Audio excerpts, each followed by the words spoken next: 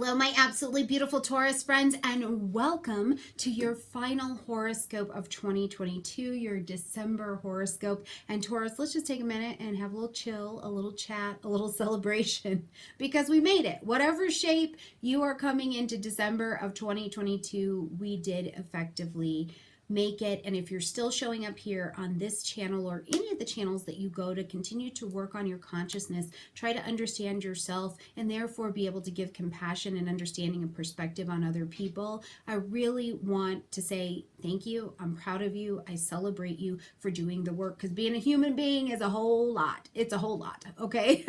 So if you're still doing the work, I absolutely love that for you, okay?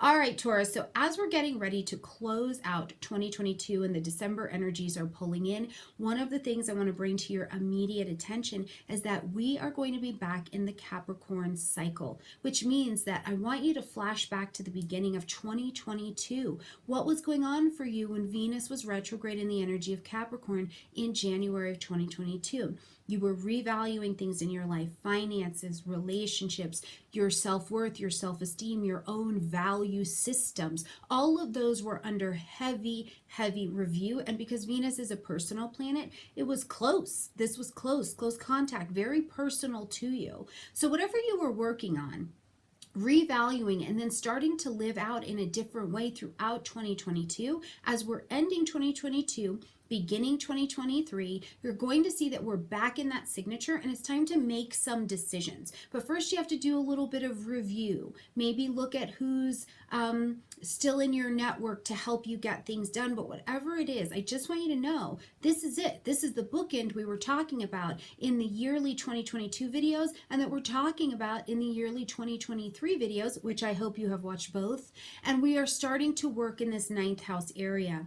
Publishing, marketing, broadcasting, teaching, international travel, international language, legal things are coming here. And it's all in a Capricorn vibration, which is really about having structure so that you can achieve and have these areas be as solid, like solid foundation for you to stand on. So whatever it is that made things successful, achievable, you owned your mastery in some kind of way, that's really the focus of what we're going to look at, especially as we travel through the second half of December.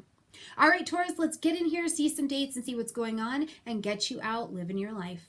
So right at the beginning of the month on the 3rd, we're going to see Neptune coming direct in the energy of Pisces, where it's been traveling all year. So nothing new here, simply a realization of some things that have been going on. When Neptune is direct, okay, it's kind of, we have to be able to create and we have to be able to think and create a vision of things. And they're not tangible. We're just kind of dreaming them up, or they're happening in spaces where we don't see them in the material plane just yet. That's kind of the create the vision, the ideal, the dream. That's what Neptune does. So when Neptune went retrograde on June 27th, reality became reality. It's very heavy, right? It's like concrete. I'm not like able to just access the dream or the vision, or I don't have this blind faith that everything is just working out. Like there's this very real concrete space where the line is not blurred anymore, so it can feel a little bit harder to actualize an ideal vision that you want for your life moving forward. But what we do have the opportunity to do during a Neptune retrograde is lift the veil, right? Go, okay, wait a minute, that is a great vision, but practically, how would I make that happen? Or, spiritually, is that in alignment with me? And Taurus, for you, this has been working in your 11th house. So lots of reconnection around friends, social groupings, organizations, causes, things about humanity, social media, and also, Taurus, I think your long-range plans, goals, and designs. What do you really want for yourself? It became very concrete because you couldn't create in the intangible place. Instead, you had to really come inside and say, wait, is this what I really want? Is this a vision or an idea that I really am willing to get in alignment with the vibration to be able to manifest it in? So now, as Neptune as direct, you can go out and begin to create that vision, okay? Now, as we get to the 6th, we are going to see Mercury move into the energy of Capricorn, lighting up this 9th house space, exactly going back to what we were reviewing at the beginning of 2022. As Mercury moves into the energy of Capricorn, our focus becomes about achieving, succeeding. So where are you teaching? Where are you publishing, marketing, broadcasting, doing something in higher education? You're becoming, you're training or taking a training or being the trainer. Your international travel, even if that means that you have a tutor in another country, or you have, a team that works in another country.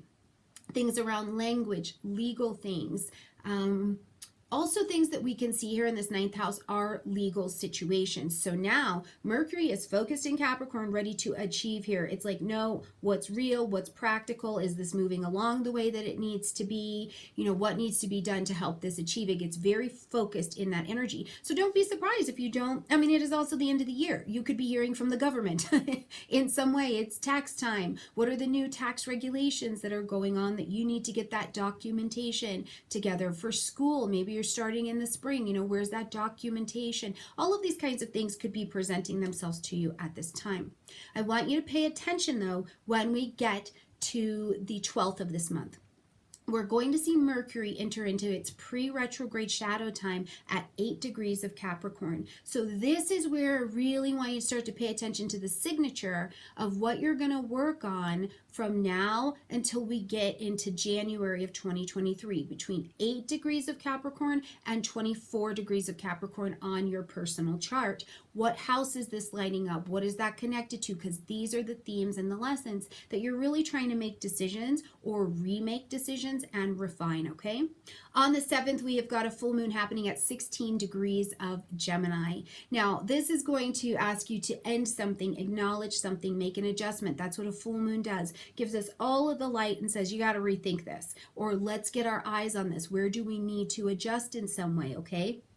So as we've got this going on, we've also got Mars retrograde in the energy of Gemini. So a lot of the energy of this moon, Taurus, I think focuses you back into your finances, the 2nd house, income, how you make money, assets that you have, possessions that you have that are of value, your own self-worth, self-esteem. How are you valuing yourself? It might be this time of year where you got to go back into your house and relook at that budget, or you got to go into your business and relook at your budget, relook at what you're charging, relook at these things that are really circling around your finances. But also with the Mars retrograde, it's who's in your network that you're communicating with, you're learning with, you're having conversations with, you're in contract with, that is helping you learn about this particular area. Are you just talking to your CPA? Are you talking to your tax person? Are you sitting down doing the taxes? What is it that you're learning in this area that is really going to help you? You have like new knowledge going forward. Now, I do think that because we've got this particular moon in a square, a mutable square with Neptune here in Pisces, if there are things that you've been putting on the back burner, or you've just kind of been pretending they're not there, especially around your finances or learning about finances, I do think that this is a time you have to be mindful. You could get caught up on it. You've been thinking too much about it, and you haven't really actualized that action. So get a good look in that area, okay? As we get to the 9th, we are going to see Venus now move into the energy of Capricorn. So coming back into that Capricorn energy where she started the beginning of the year. As Venus is here, it's an attracting energy. This is your ruling planet. So we're attracting in a fellow Earth energy, so relatively comfortably, okay? So you're attracting in, you're like, yeah, I want to boost my relationship. I do want my relationship to achieve. I want to call that in. I'm calling in long-term financial success, long-term relationship success. I'm calling in, connection with my elders, connection with time, connection with legacy. These are the things we're calling to the table. And maybe you're teaching about them. Maybe you're learning about them. Maybe you're like, I need to travel to Israel. Like, I need to go see what's there. I need to go to Korea. My big thing is I got to go to Korea. My poor husband, right? So I'm like, where are you traveling that has this ability? It's like an ambition, and you connect it. Venus helps you connect the reality with that ambition, or the resources with making what you'd like long-term a reality.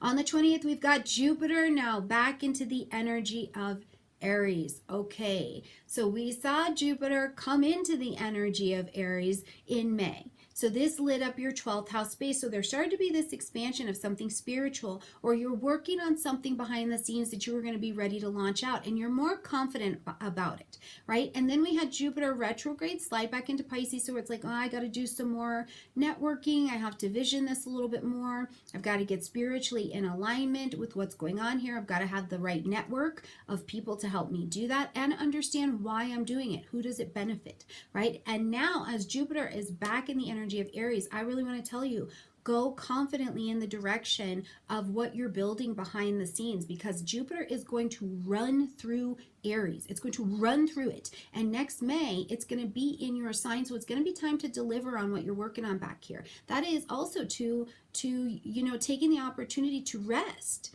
to restore, to bring your wisdom of needing to shut down and seclude for a little bit and just restore yourself. Restore your body. Aries is of the body as well. Restore your fire, your energy. Work on, research those things behind the scenes. Treat any ailments that you have. Look at where your spiritual condition is at. This is where you've got the greatest amount of energy to be working with this Jupiter, okay? As we get to the 21st, first of all, happy solstice, whichever one you are celebrating. For some it's summer, for some it's winter, just happy solstice. We are changing season as the sun leads us in with Capricorn energy. So here we are, Capricorn season, the sun bringing light, heat, life, and vitality. We are ready to go. We are ready to begin something anew in this season, and the sun is motivated to help us. So in this 9th house, you are motivated to get organized, to get things at that. I want long-term success. I want respect behind my name, right? You are ready to get structured in the energy of Capricorn that wants to crystallize things, wants to demonstrate its mastery. As the sun does move into the energy of Capricorn, because it is a Saturnian ruled sign, where you need to tighten up, where you need to buckle down, I think you really do get to see that over this next 4 weeks. And it is not a, you're doing it wrong, your framework sucks. It's not that. It is a, this is the time of the season where we course correct and we celebrate the harvest. Look at last December to this December. What have you achieved that you're very excited for? But you're also needing to see, I need to tighten my self-discipline here just a little bit, because discipline actually allows me to be free. Okay, but you're doing it in very tangible ways. It's Earth season time. Earth element season. How about that? On the 23rd, we're going to have a new moon, and this is going to be the new moon in the energy of Capricorn at just 1 degree of Capricorn. Now, this particular moon is squaring that Jupiter in Aries. So while you're here, you're ready to reset. You're ready for what's next. Yes, you're right. Stormie, planting these seeds of intention to live my best life, to get disciplined, to the new year, new me, right?